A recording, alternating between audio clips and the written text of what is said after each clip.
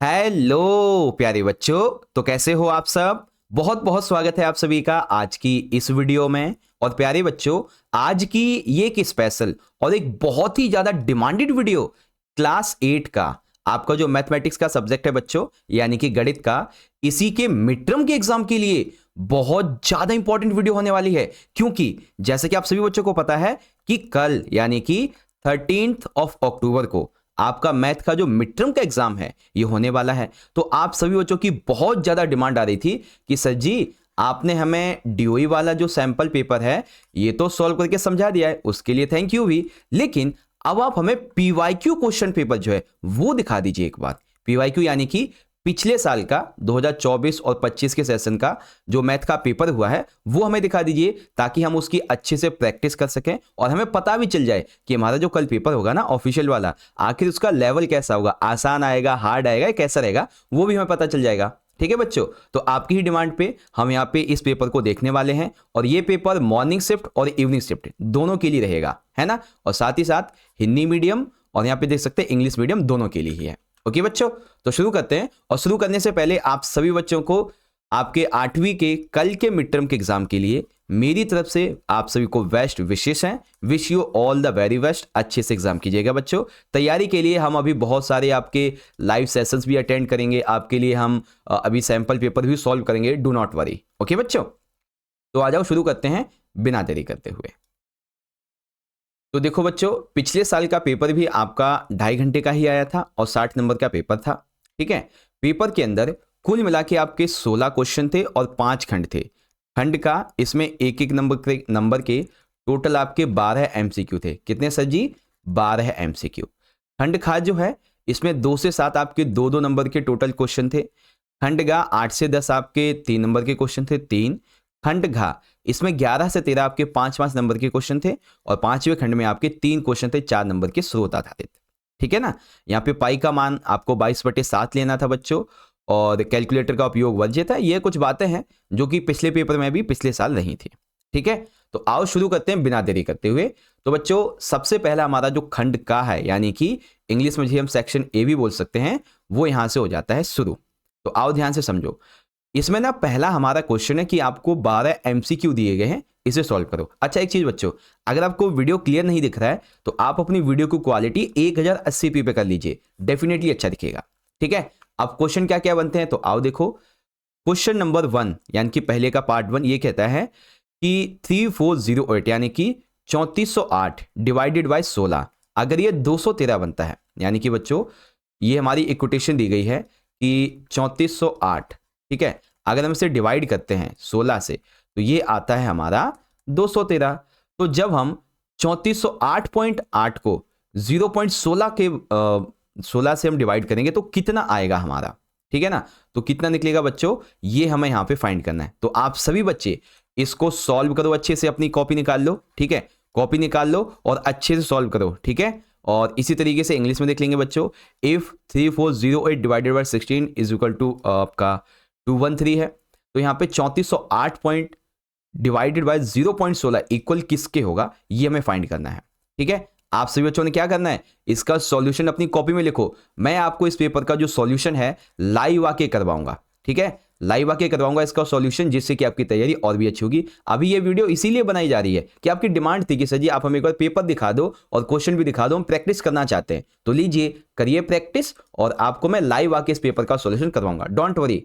ठीक है, लाइव आके समझाऊंगा, ओके, विद मार्किंग स्कीम और अपने हिसाब से भी। ओके, तो सेकंड क्वेश्चन है बच्चों, टी का वह मान क्या है जिसके लिए व्यंजक 3t-5 2t+1 बराबर होते हैं। तो आपको t और t एक साइड कर लेना है, इन सभी को एक साइड कर लेना है और डिवाइड करके निकाल दो, आंसर निकल जाएगा आपका। वेरी इजी है ना बच्चों, समझते चलिएगा बच्चों। The value of t for which the expression 3t-5 and 2t+1 becomes equal, तो ये किसके इक्वल बैठेगा बच्चों, ठीक है, देखते चलिएगा।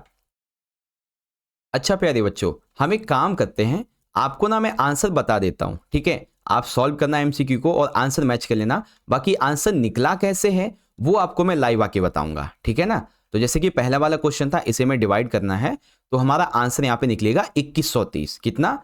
2130।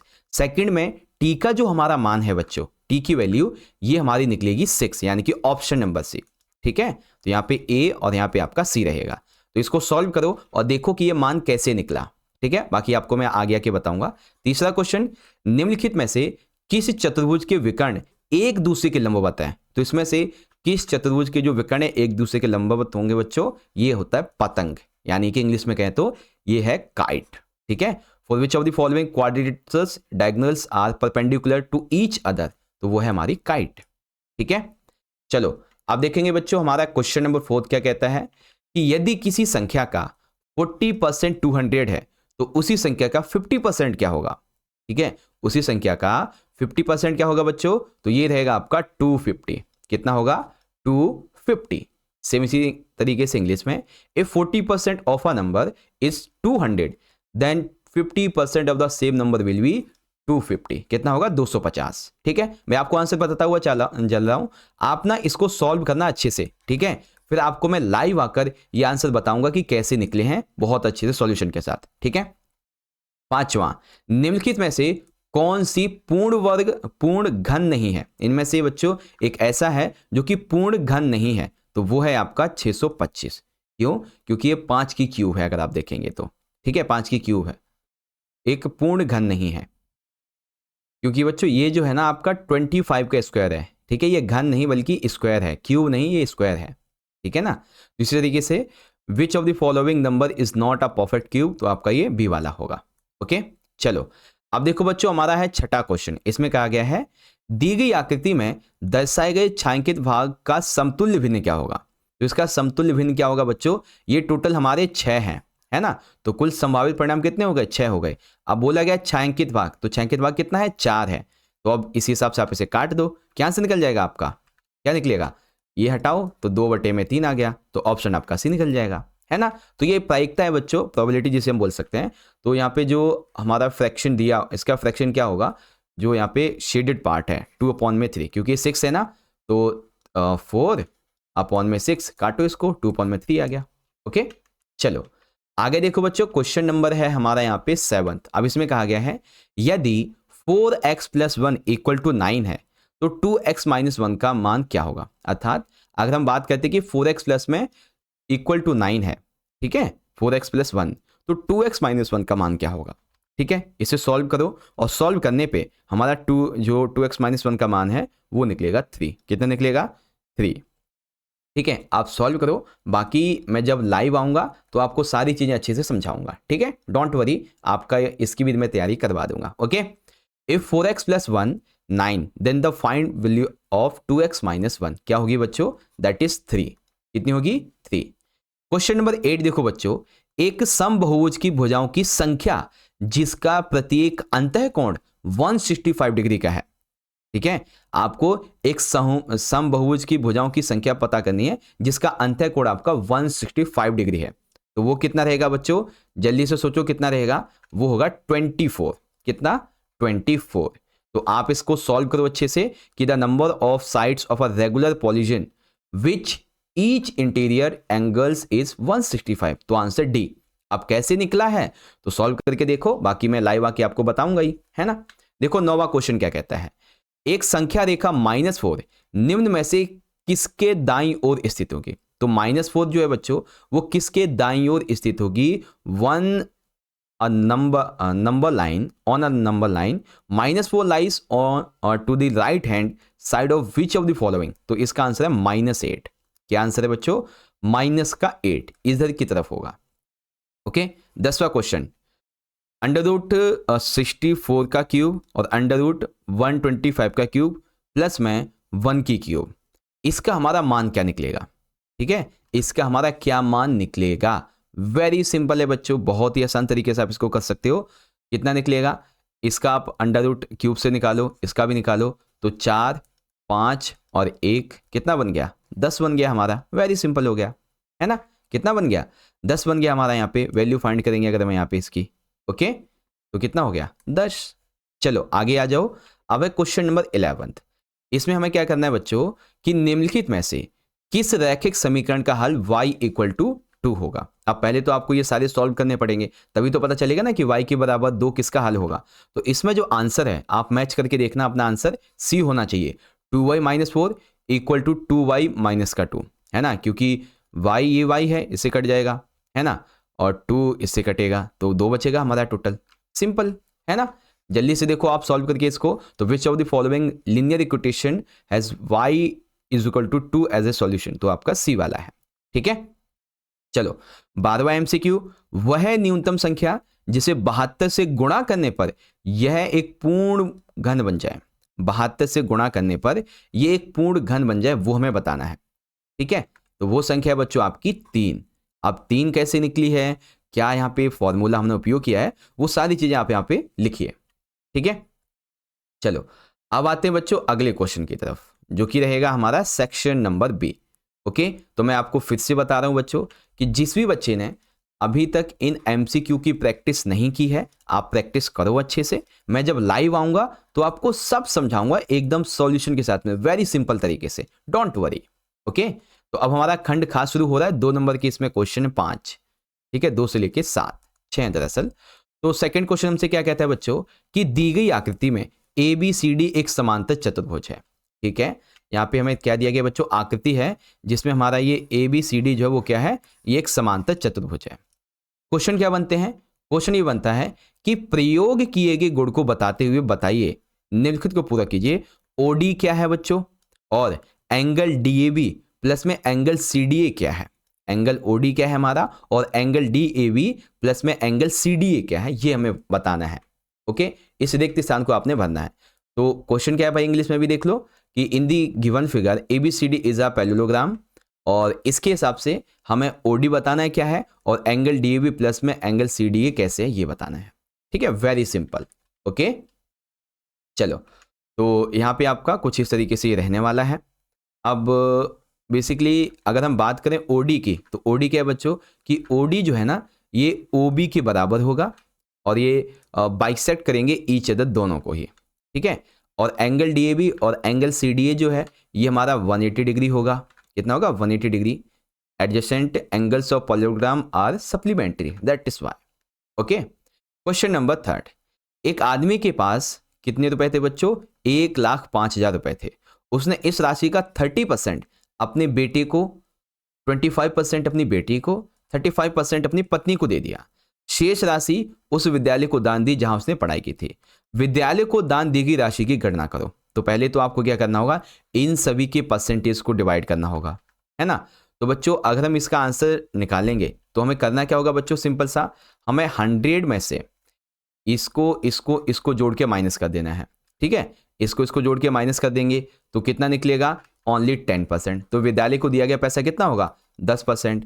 अब इसका 10% कितना निकलेगा हमारा, सिंपल सी बात है 10,500, हो गया आंसर, है ना। कितना निकलेगा, 10,500 निकलेगा। बाकी चिंता मत करो बच्चों, आपको मैं लाइव आके एकदम स्टेप बाय स्टेप सारी चीज समझाऊंगा। अभी आप पेपर देख लो अच्छे से, कैसे कैसे क्वेश्चन थे आपके यहाँ पे, रीड कर लो। ठीक है, जैसे कि क्वेश्चन 4 है हमारा कि y के लिए हल कीजिए। तो 2y/3 प्लस में 1 इक्वल टू 7y/15 प्लस का 3। तो इसमें हमारा जो y का वैल्यू है, y का जो हल है वो क्या निकलेगा, ये हमें फाइंड करना है।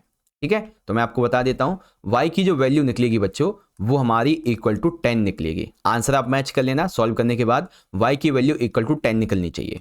ठीक है, तो ये आपको सॉल्व करना है y, जो कि आपका 10 निकलना चाहिए। ओके, चलिए क्वेश्चन नंबर 5 है हमारा, निम्नलिखित को सरल कीजिए तथा घातांक के रूप में व्यक्त कीजिए, यानी कि क्यूब के रूप में आपको इसे व्यक्त करना है। ठीक है, किस रूप में, क्यूब के रूप में। तो क्यूब के रूप में जब आप इसे सॉल्व करोगे बच्चों तो आपका आंसर क्या निकलना चाहिए, मैं बता देता हूं, 5/7। ठीक है, 5/7 की पावर 5, ये आपका यहां पे आंसर निकलना चाहिए इसका सॉल्यूशन के बाद। ओके, आप कैसे निकलेगा ये तो तभी होगा जब आप इसको सॉल्व करेंगे, है ना। तो क्वेश्चन 5 है, सिंप्लीफाई करना है आपको, और आंसर क्या निकलना चाहिए, 5/7 की पावर ब्रैकेट के बाहर 5, ये निकलना चाहिए। ठीक है, चलो अब आता है हमारा क्वेश्चन नंबर 6। अब 6 में कहा गया है बच्चों कि दी गई आकृति में PQR ऐसे एक चतुर्भुज है। इस चतुर्भुज की कौन सी दो भुजाएं समानांतर हैं, अपने उत्तर के लिए तर्क लिखिए। तो इसमें हमें ये बताना है कि कौन सी दो भुजाएं इसमें समानांतर हैं, और इसके लिए रीजन भी लिखना है। तो बच्चों समानांतर की अगर हम बात करें तो पी एस, ठीक है, पी एस और ओ आर ये दोनों ही समानांतर होंगी, ठीक है, क्योंकि as interior angles on same side of transversal are supplementary, that's why. Okay, तो यहाँ पे आपने समझा क्या रहेगा यहाँ पे कि पी एस और क्यू आर ये हमारे सेम होंगे। ओके, यहाँ पे ये और ये सेम होगा कि in the given figure P O R S, P Q R S is a quadrilateral which two sides of this quadrilateral are parallel, give two reasons your answer. तो इसके लिए रीजन क्या है वो भी आप देख लेना, बाकी आंसर तो आपको मैं लाइव आके बताऊंगा ही, ठीक है। चलो अब यहाँ पे है क्वेश्चन नंबर 7, निम्नलिखित प्रतिरूप का अवलोकन कीजिए। अब क्या करना है आपको, प्रतिरूप का अवलोकन करना है, जैसे कि 1 के बराबर 1 बराबर 1 की क्यूब, 3 + 8 3 + 5 + 8 2 की क्यूब, 7 + 9 + 11 27 यानी कि 3 की क्यूब, इसी तरीके से 13 + 15 + 17 + 19 64 यानी कि 4 की क्यूब। तो ऐसे ही हमें 6 की जो क्यूब है, ठीक है, 6 की क्यूब यहाँ पे लिखनी होगी। अब 6 की क्यूब लिखनी है तो उसके लिए पहले आपको 5 की क्यूब पता होनी चाहिए, 4 के बाद 5 आएगा, तो पहले 5 की क्यूब लिखो फिर 6 की लिखो, है ना, इस तरीके से रहेगा। तो कैसे सॉल्व करना है बच्चों आप इसको देख लेना। बाकी रही बात अगर आंसर में बताऊं आपको, तो आंसर बेसिकली बहुत ही सिंपल सा है, ठीक है। आंसर जो है ना वो आपका निकलना चाहिए इसका 216, ठीक है। आंसर जो है ना 6 की क्यूब के योग को रूप में हमें आंसर निकलना चाहिए इसका 216। ओके, कितना, 216। अब इसके लिए पहले आप 5 की क्यूब निकालो फिर आप 6 की क्यूब निकालो, उस तरीके से रहेगा, ठीक है ना, अच्छे से वो भी। चलो अब इसी में हमारा अथवा वाला भी एक क्वेश्चन दे रखा है बच्चों, ठीक है, इसी में हमारा एक अथवा वाला क्वेश्चन भी है। इसमें कहा गया है कि निम्नलिखित प्रतिरूप पर विचार करिए। आपको क्या करना है, विचार करना है। तो विचार करने के लिए बच्चों यहाँ पे हमें क्या दिया गया है कि वही सेम चीज है, 2 की क्यूब 3 की क्यूब 4 की क्यूब दी गई है। तो अब हमें ना जो 7 की क्यूब है 6 की क्यूब है इसका मान ज्ञात करना है। तो पहले तो 7 पता होना चाहिए कितना है और फिर 6 पता होना चाहिए। तो पहले इसको निकालो इसको निकालो फिर आप निकाल लो, मान निकल जाएगा। मान आपका कितना निकलना चाहिए, 127 आंसर आना चाहिए इसका, ठीक है, कितना, 127 आंसर आना चाहिए। सॉल्व करो इसको अच्छे से कॉपी में, ठीक है, अच्छे से कॉपी में सॉल्व करो और फिर आपको मैं लाइव आके सॉल्यूशन करवाऊंगा इसका, ठीक है, डोंट वरी, सॉल्यूशन भी करवाऊंगा। फिर आता है बच्चों आपका खंड नंबर का। खा तक तो हमारे क्वेश्चन पूरे हो गए, अब खंड गा को देख लो बहुत अच्छे तरीके से कैसे कैसे हमारे क्वेश्चन रहने वाले हैं बच्चों, ठीक है। यानी कि बोले तो सेक्शन सी है हमारा यहाँ पर। अब क्वेश्चन नंबर 8 क्या कहता है, 3 नंबर की क्वेश्चन है कि एक पाइथागोरस ट्रिक लिखिए जिसका सबसे छोटा सदस्य 12 हो, ठीक है। अब पाइथागोरस ट्रिक आपको यहाँ पे लिखनी है जिसका सबसे छोटा सदस्य 12 हो। ओके, तो इसमें देखो हमारा m कितना है, 12 है, ठीक है, हमारा m 2m कितना है, 12 है, और m कितना हो जाएगा हमारा 6 हो जाएगा। तो इसका जो आंसर निकलेगा 37 एंड 35, कितना निकलेगा, 37 एंड 35, ये दो निकलने चाहिए आंसर आपके। Second number 37 and first 37 and second 35, solve कर लो इसको अच्छे से, आंसर भी आपको मैंने बता दिया है, ठीक है। तो right a पाइथागोरम triplet whose smallest number is 12। Okay, इसी में अथवा है बच्चों कि 4 अंकों की सबसे बड़ी संख्या ज्ञात कीजिए जो पूर्ण वर्ग हो। तो 4 अंक यानी कि 999 के 4 अंकों की बात की जाती है ना, हाँ, तो 999 इन चारों में से हमें एक पूर्ण वर्ग निकालना है जो सबसे बड़ा हो। तो पूर्ण वर्ग में बच्चों सबसे बड़ा जो यहाँ पे रहेगा वो होगा 198। कौन सा, 198, क्योंकि 198 का स्क्वायर कितना बनता है बच्चों, 9801, ये आपका आंसर बनता है, ठीक है। कितना होगा पूर्ण वर्ग, 198 का। Okay, find the greatest 4 digit number which is a perfect square that is 900, 198 basically. Okay, तो सॉल्यूशन करो अच्छे से, देखो कैसे आंसर निकला। 9वां क्वेश्चन, क्या 68,600 एक पूर्ण घन है, यदि नहीं तो वह सबसे छोटी संख्या, वह छोटी प्राकृतिक संख्या ज्ञात कीजिए जिससे 68,600 को गुणा करने पर एक पूर्ण घन प्राप्त हो जाए, ठीक है, पूर्ण घन प्राप्त हो जाए। तो बच्चों is 68600 a perfect cube, if not find the smallest number by which 68600 must be multiplied to get a perfect cube, ठीक है। तो क्या रहेगा इसका आंसर बच्चों, आंसर मैं आपको सिंपल सा बता देता हूं कि आंसर क्या होगा। आंसर जो है इसका वो रहेगा, यहां पे आप देखेंगे तो 5, ठीक है, 5 के फैक्टर्स के अंदर ये आएगा। ओके, चलो आगे देखो, यहाँ पे क्वेश्चन नंबर है हमारा 10th। यहाँ पे दिया गया है कि क्या एक चतुर्भुज PQRS एक समांतर चतुर्भुज हो सकता है? यदि मानते हैं आपको एक चतुर्भुज दिया गया है बच्चों, ठीक है, PQRS, तो क्या ये समांतर चतुर्भुज हो सकता है जब angle Q plus R 180 degree होगा? Angle Q plus R 180 degree होगा तो हम बोलेंगे नहीं होगा, ठीक है, कैन नॉट। उसके बाद PQ equal to RS 8 centimetre है और PS इक्वल टू 4 सेंटीमीटर है, QR 4.4 सेंटीमीटर है, तो ये भी नहीं होगा। एंड एंगल P 75 और एंगल R 65 है, तो ये भी नहीं होगा, है ना। अब क्यों नहीं होंगे ये सारे के सारे, तो इसके लिए आप लाइव सेशन का वेट करो, समझाऊंगा अच्छे से। बस ये वीडियो आपकी डिमांड की बेसिस पे बनाई जा रही कि सर जल्दी से हमें पेपर दिखा दीजिए, ठीक है ना, तो आपका इंग्लिश में इस तरीके से रहेगा। तो अब शुरू करते हैं बच्चों अपने अगले वाले सेक्शन को, जो कि है हमारा सेक्शन नंबर डी, और काफी इंटरेस्टिंग क्वेश्चन है बच्चों। खंड नंबर घ है हमारा, 5 नंबर के क्वेश्चन है। तो क्वेश्चन 11 कहता है निम्नलिखित रैखिक समीकरण को सरल करके हल लिखिए। तो बच्चों हमें इसे सरल करना है, ठीक है। तो 15 ब्रैकेट में y माइनस 4 प्लस में 5 ब्रैकेट में y माइनस 6 और इधर के साइड में 2 ब्रैकेट में y माइनस 9। तो हमें सरल कैसे करना है, पहले इसकी से मल्टीप्लाई करो, फिर इसकी से करो, फिर इसकी से, फिर इसकी से, इसकी इससे, इसकी इससे, ठीक है। जो आएगा वैल्यू उसको जोड़ते जाओ, फिर y वाले को एक साइड रखो, नंबर वाले को एक साइड रखो, बस सॉल्व कर दो, y क्या आपका वैल्यू निकल जाएगा, यहाँ पे हो गया आंसर, है ना। अब यहाँ पे वैल्यू कितनी निकलनी चाहिए आपकी y की, ये भी बता देता हूँ। तो ये जो आपकी देखो y की वैल्यू है, ठीक है, y की जो वैल्यू है वो तो निकलेगी आपकी 2/3, y की वैल्यू 2/3। और जब आप इसे वेरीफाइड करेंगे, ठीक है, यहाँ पे और भी क्वेश्चन है कि आपको ना यहाँ पे अपने उत्तर को सत्यापित भी करना होगा, ठीक है, इसको सत्यापित भी करना होगा। तो वो निकलेगा बच्चों आपका -50/3 सत्यापित करने के लिए, /3 सत्यापित जब आप करेंगे। ओके, तो ये हो गया आपका। और इसी का इंग्लिश वर्जन देखना चाहोगे तो ये रहा, सिंप्लीफाई करना है आपको इस लीनियर इक्वेशन को। अब इसी में अथवा दे रखे है बच्चों हमारा कि निम्नलिखित रैखिक समीकरण को सरल कर हल लिखो और अपने उत्तर को सत्यापित भी करिए।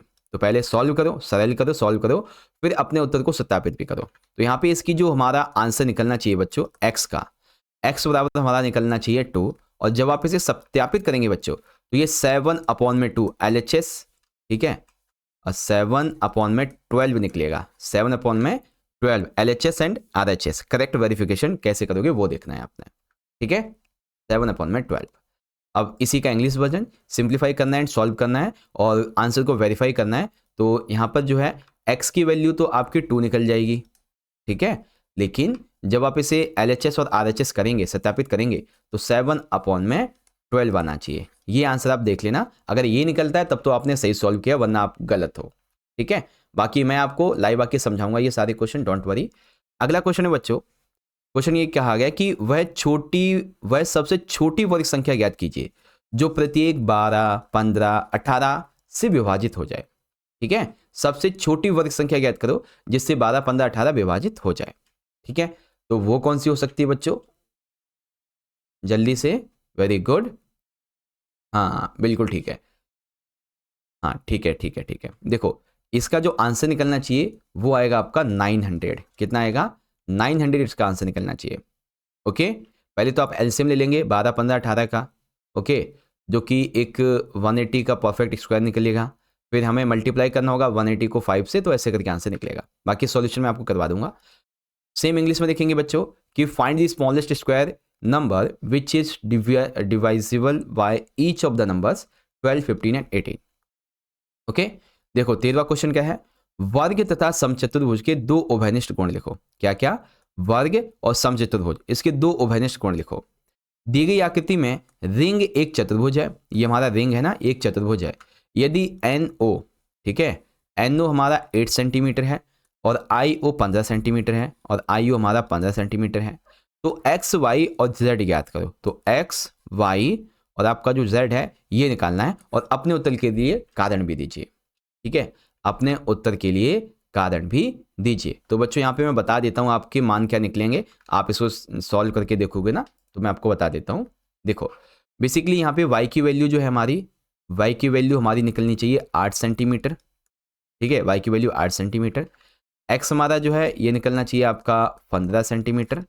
और सबसे आखिर में जो हमारा in है, यानी कि in जो रहेगा in ये निकलना चाहिए हमारा कितना, 17 सेंटीमीटर। तो z की वैल्यू भी हमारी 17 ही होनी चाहिए। ओके, तो सॉल्व करके देखो आप क्या आंसर इसका निकाल पाते हो ये वाला या नहीं, बाकी आपको मैं समझाऊंगा अच्छे से, ठीक है। चलो अब आते हैं हम अपने क्वेश्चन की तरफ। तो यहाँ पर है उपयुक्त दी गई जानकारी के आधार पर निम्नलिखित प्रश्नों के उत्तर दीजिए। हैं अभी कैसे उत्तर देने हैं, अभी तो हमें यहाँ पे भी क्वेश्चन है, ये रहे एक अथवा में बच्चों क्वेश्चन है हमारा कि ABCD एक समलंब है जिसमें AB बराबर में CD है, यानी समानांतर है। एंगल A अनुपात एंगल D 2:1 है और angle B ratio angle C 7:5 है। समलंब के कोण ज्ञात करो। तो आपको इसके कोण निकालने हैं बच्चों, क्या करने हैं, कोण यहाँ पर निकालने हैं, ठीक है। तो कोण की अगर हम बात करें बच्चों कि कोण आपके क्या क्या निकलेंगे, ओके, तो एंगल इसके कई तरीके से निकलने वाले हैं बच्चों। ओके, तो आप इसको सॉल्व करना, बाकी बहुत ही जल्दी मैं आपके लिए लाइव आऊँगा, डोंट वरी, लाइव आऊँगा और सारे क्वेश्चन आपको मैं सॉल्व करवाऊंगा बहुत अच्छे तरीके से। अभी खुद से प्रैक्टिस करो कल के पेपर की, फिर आपको मैं इसको सॉल्व करवा दूंगा, ठीक है। अब शुरू होता है बच्चों हमारा अगला खंड, खंड नंबर घ रहेगा जो कि होगा हमारा स्रोत आधारित, ठीक है। खंड घ जो है बच्चों ये हमारा स्रोत आधारित होगा। तो आओ एक एक करके समझ लेते हैं। इसमें क्वेश्चन 14 से लेकर 15 एंड 16 स्रोत आधारित क्वेश्चन होंगे, ठीक है। आप स्रोत आधारित क्वेश्चन है यानी कि यहाँ पे आपको इन्फॉर्मेशन दी गई है, उसी को आपको आगे बढ़ाते हुए सॉल्व करना है ना। जैसे क्वेश्चन 14 है कि यहाँ पे दिया गया है कि नितिन और राशि एक सरकारी स्कूल में शिक्षक हैं। उन्हें कक्षा 8वीं और 9वीं के विद्यार्थियों को विद्यालय के वार्षिक समारोह में होने वाली पीटी ड्रिल के लिए प्रशिक्षित करने की जिम्मेदारी दी गई। पीटी ड्रिल में विद्यार्थियों को इस प्रकार खड़ा होना है कि पंक्तियों की संख्या स्तंभ की संख्या के बराबर हो। कक्षा 8वीं और 9वीं में विद्यार्थियों की संख्या 248 एंड 250 है। तो इसी के आधार पे आपको ये जानकारी जो दी गई है अभी भी, ठीक है, इंग्लिश में देखेंगे हम, ये क्वेश्चन हो गया आपका, और इंग्लिश में देखेंगे तो ये रहा आपका यहाँ पे क्वेश्चन। इसी क्वेश्चन के हिसाब से आपसे इस इंफॉर्मेशन के हिसाब से ये क्वेश्चन पूछे गए हैं, ठीक है।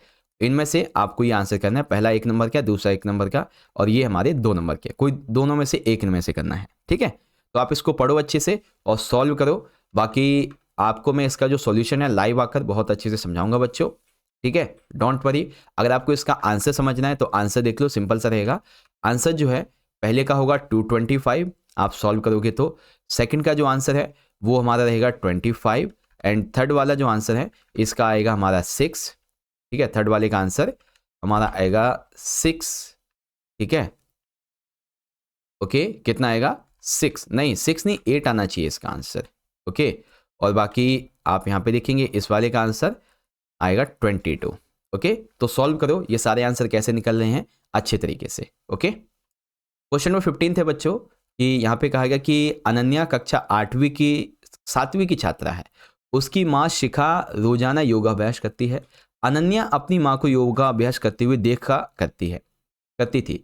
एक सुबह शिखा ने अपनी योगा मैट बिछाई और स्ट्रेचिंग और झुकने के साथ अपना वार्म अप सत्र जो शुरू किया। अनन्या ने अपनी माँ को देखा और जब वह योग मुद्रा में थी उनकी तस्वीर ली। अनन्या ने निम्न आकृति में दर्शाए गए तस्वीर के अनुसार नामांकित किया, ठीक है। तो अब करना क्या है, अब उपयुक्त जानकारी जो आपको दी गई है इसके आधार पर क्वेश्चन बताने हैं, इन सभी के आंसर देने हैं, ठीक है। इन सभी के आपको आंसर देने इस जानकारी के हिसाब से। यही क्वेश्चन इंग्लिश मीडियम में आपका कुछ इस तरीके से रहेगा बच्चों, जिसे आप पढ़ भी सकते हैं। बाकी सॉल्यूशन जब मैं करवाऊंगा तो हिंदी इंग्लिश दोनों वीडियो में करवा दूंगा बच्चों, डोंट वरी, ठीक है। अब आता है बच्चों हमारा अगला क्वेश्चन जो कि है क्वेश्चन नंबर 16, ओके। अब 16 देखो हमसे क्या कहते हैं बच्चों कि एक शिपिंग कंपनी माल परिवहन के लिए घनावाकार कंटेनर का उपयोग करती है। ये घनावाकार कंटेनर का उपयोग करती है।